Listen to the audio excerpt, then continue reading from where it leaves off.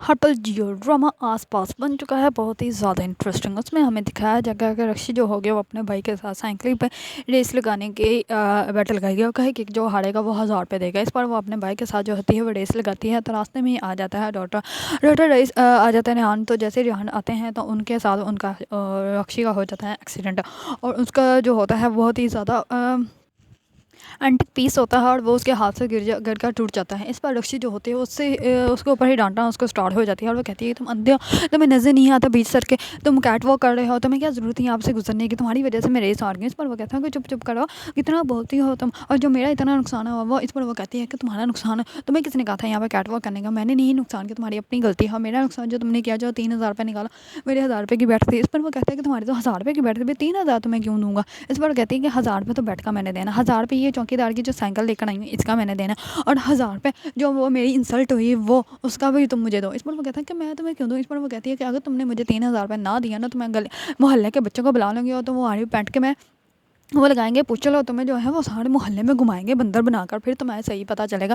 इस पर जो होती है रक्षी वो कहती है कि आवाज़ लगाओ। इस पर डॉक्टर रेहान जो होते हैं वो कहते हैं कि नहीं नहीं तुम्हें आवाज़ लगाने की कोई ज़रूरत है, मैं देना तुम्हें पैसे। इस पर वो कहता है कि एक तो तुमने नुकसान मेरा किया, ऊपर से तुम पैसे भी मुझसे मांग रहे हो। इस पर वो कहती है, इस पर रक्षी कहती है कि अगर तुमने मुझे पैसे ना दे दिए तो अभी मैं सारे मोहल्ले को इकट्ठा कर लूँगी। इस पर जो होता है डॉक्टर रेहान उसको 3000 रुपये निकाल के दे देता है और वो उसको कहता है कि आज के बाद तुम मेरे सामने आई ना तो मैं तुम्हारी जान ले लूँगा। इस पर जो होती है रक्षी वो वहाँ से चली जाती है। दूसरी तरफ रक्षी जो होती है वो आराम से घर बैठी होती है, तो इतने में ही उसकी दो नानों के फिर से हो जाते हैं पेट में दर्द।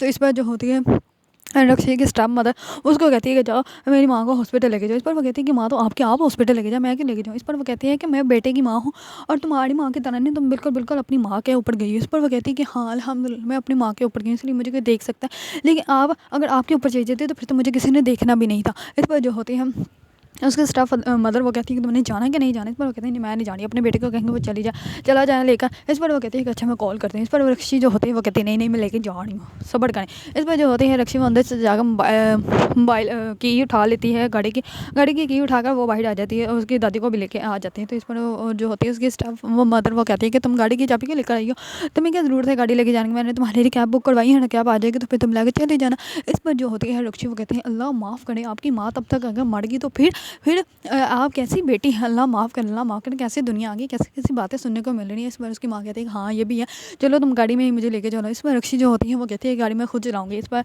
जो होते हैं उसके स्टाफ मदर वो अपने बेटे को कहती है कि तुम भी रक्षी के साथ ले जाओ, ये ना हो कि मेरी गाड़ी का नुकसान कर दें। इस पर रक्षी जो होती है वो कहती है तुम ऐसे करो, तुम आगे आगे बैठ जाओ और जो नानो है उसको पीछे बढ़ा दो। नानो को पीछे बढ़ा देते हैं और वो आगे आगे बैठ जाती हैं।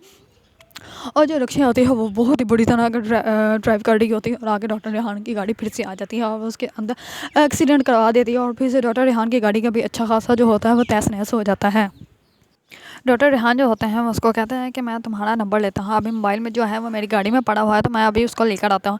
इस पर जो होती है रक्षी वो कहती है कि हाँ जाओ जाओ लेकर अपना मोबाइल लेकर आओ। जैसे ही अपना मोबाइल गाड़ी में से लेने जाता है तो रक्षी जो होती है वो पीछे से गाड़ी जो होती है वो ऑन करके गाड़ी जो है ड्राइव करके पहुँच जाती है हॉस्पिटल। हॉस्पिटल जाके वो ना बहुत ही ज़्यादा बदतमीज़ों की तरह नाना को अंदर लेके जाती है। जैसे अंदर लेके जाती है तो अंदर के स्टाफ कहते हैं कि आप कौन से तरीके से यहाँ पे बैठी हुई हैं, वो इसे रिहाज कराओ। डॉक्टर रेहान को ये सब कुछ बिल्कुल भी पसंद नहीं है, बस जल्दी से क्लीन करें, अगर उन्होंने ये गंदगी देख ली तो उन्हें बहुत गुस्सा आएगा। इस पर जो होती है शिवा कहती है कि हाँ गुस्सा आ जाए तो आ जाए, वो डॉक्टर वो आए और चेकअप करें और जाएँ, और हम लोगों से क्या उनको ताल्लुक़ है वास्ता है, वो यहाँ पे डॉक्टर हैं तो अपना काम करें, हम लोगों को ज़्यादा ना समझाएं। और जो रक्षी होती है वो अपने भाई को कहती है कि जाओ तुम जाके कैंटीन में से जो है सब कुछ ले आओ। इस पर उसकी नाना कहती है कि हाँ मेरे लिए भी जूस और फ्रूट्स लेके आना है। इस पर वो कहती है कि टांगे कपड़े में है और अभी भी इन्होंने खाना, इनके लिए कुछ भी ना लेके आना, जाओ जो है ना वो सारा कुछ लेकर आओ, पिज़्ज़ा भी लेके आना।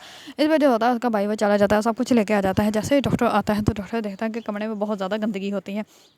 इस पर वो कहता है कि इतनी गंदगी क्यों है कमरे में। इस पर वो कहती है कि डॉक्टर आप चेकअप करें और जाएँ, आप यहाँ पे क्यों हैं। और पहले तो वो उनको देख के बहुत ज़्यादा हैरान हो जाती है क्योंकि जिसके के साथ गाड़ी भगा कर आई होती है वही डॉक्टर रेहान होते हैं और वो उसके सामने आ जाते हैं और वो कहते हैं कि हाँ अब तो इससे मैं अच्छे से बदला लूँगा, पहले मैं चेकअप कर लूँ बाद में इससे पूछूंगा। इस पर वो उसे उसकी नाना से पूछते हैं कि ये आपकी कौन है। तो इस पर वो कहती है कि ये तो मेरी खिदमत के लिए आई है और ये मेरा जो है वो पोता है।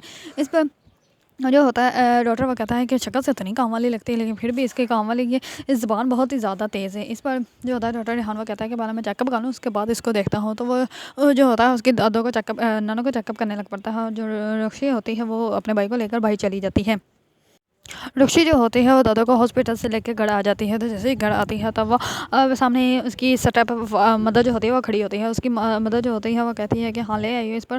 वो पहले गाड़ी को देखती है नहीं कि गाड़ी का पीछे से एक्सीडेंट हो चुका है, उसको बहुत ही बुरी तरह वो खराबी हो चुकी है। इस पर जैसे ही वो पीछे देखती है कि गाड़ी को जो है वो बहुत ज़्यादा ख़राब हो गई तो वो तो रोने लग पड़ती है और वो कहती है कि हाय मेरी नई गाड़ी को नुकसान कर दिया। वो अंदर आ रक्षी के साथ बहुत ज़्यादा बातें करती है और उसको कहती है कि तुमने गाड़ी का क्या हाल कर दिया, अभी तो मैंने अपनी दोस्तों को पार्टी भी देनी थी। इस पर वो कहती है कि हाँ चलो अच्छी बात है ना कि मेरी पापा के हज़ारों के पैसे बच गए पार्टी के, वरना पार्टी के आप लोगों ने आपने ऐसे ही इतने पैसे लगा देने थे। इस पर जो होती है उसके वालदा वो कहती है कि हाँ तुम्हें हज़ारों की पड़ी लेकिन जो लाखों की मेरी गाड़ी तुमने तबाह बर्बाद कर दी वो उसका क्या होगा, वो कौन ठीक करेंगे। इस पर वो कहती है कि मेरे सामने अब ये रोना ना रोए, अगर आपने हमारे बाप को हमसे ना छीना होता तो ये आज सब कुछ हमारा होता जिसकी तो आप हमें तंज काटेंगे। इस पर वो कहती है कि तुमने और तुम्हारी माँ ने तो कभी ऐसी कोई भी गाड़ी देखी भी नहीं होगी, ख्वाबों में भी नहीं सोची होगी। इस पर रक्षी जो होती है उसको गुस्सा आ जाता है और वो कहती है कि मेरे ज़्यादा मुंह लगने की ज़रूरत नहीं और मैंने आपको जो कहना था कह दिया। अगर आपको इतने हो रहा तो अपने बेटे को कहते वही ले जाता आपकी गाड़ी और वही आपकी जो है माँ को भी ठीक करवा के वो गाड़ी वापस ले आता। इतने में उसका भाई जो होता है वो ले आता है पेस्ट्रीज़ वगैरह और वो उसको देख के कहता है दादो कि पहले बड़ों से पूछते हैं और मुझसे भी पूछो, मुझे भी दो। इस पर वो कहता है कि हाँ ले। इस पर वो कहती है कि नहीं